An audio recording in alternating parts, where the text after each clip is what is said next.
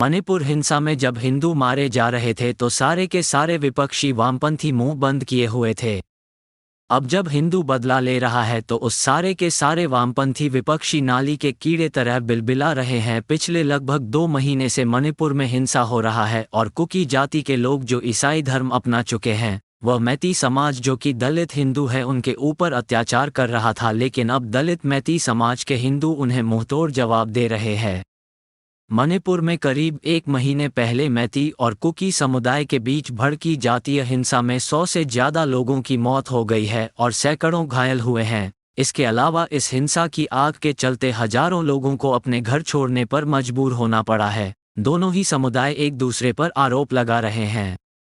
राज्य सरकार ने 11 जिलों में कर्फ्यू लगा दिया था और अफवाहों को रोकने के लिए इंटरनेट सेवाएं प्रतिबंधित कर दी। हिंसा की ताज़ा घटना में बिशुपुर के कोकटा कस्बे और चुराचांदपुर के कंगवई गांव में स्वचालित हथियारों से 400-500 राउंड गोलियां चलाई गईं। इम्फाल में सेना, असम राइफल्स और मणिपुर रैपिड एक्शन फोर्स ने दंगाइयों को इकट्ठा होने से रोकने के लिए आधी रात तक संयुक्त मार्च किया। पश्चिम इम्फाल के एक पुलिस थाने से भीड़ ने हथियार लूटने की भी कोशिश की, जिसे सुरक्षा बलों ने नाकाम कर दिया।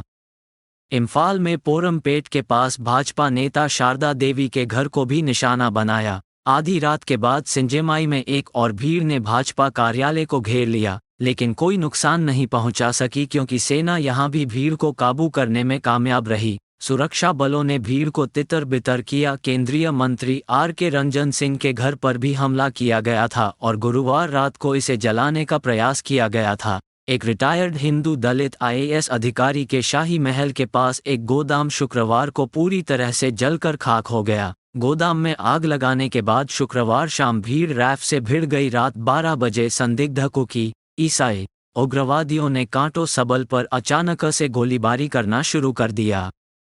इतना ही नहीं, इन उग्रवादियों ने तोड़फोड़ भी की, वहीं 5 घरों को आग लगा दी। पिछले कुछ दिनों से लगातार भाजपा के नेताओं और मंत्रियों के घर पर हमले हो रहे हैं और संभवतः ये कुकृत्य कुकी ईसाई उग्रवादियों द्वारा किया जा रहा है, क्योंकि भाजपा की सरकार मैती समुदाय से आने वाले हिंदुओं के समर्थन से बनी है। वर्तमान में राज्य पुलिस बलों के अलावा मणिपुर में लगभग 30,000 केंद्रीय सुरक्षाकर्मी तैनात हैं। इन बलों में केंद्रीय अर्धसैनिक बलों की लगभग 8 बटालियन, सेना की 80 टुकड़ियां और असम राइफल्स की 67 टुकड़ियां शामिल हैं।